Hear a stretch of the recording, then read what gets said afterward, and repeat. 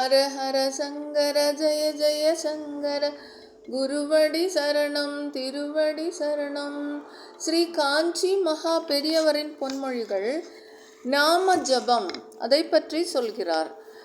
நாமத்தை சொல்வதற்காகத்தான் நாக்கு இருக்கிறது. மனிதன் அதை சொல்லாவிட்டால் நாக்கினால் செய்யக்கூடியதை அவன் செய்யவில்லை. இவனுக்கு நாக்கு எதற்கு கொடுத்து பிரயோஜனம் இல்லையே என்று பரமேஸ்வரன் திரும்பி வாங்கி விடுவான். ஆகையால் எல்லோரும் அதை சொல்லியாக வேண்டும். அதை ஒரு தரம் சொன்னால் போதும். வேறொரு காரியத்துக்கு நடுவிலும் சொல்லலாம். சொன்னால் அந்த க்ஷணத்திலேயே அந்த பாபத்தை போக்கிவிடும். சிவா என்ற நாமமே அது.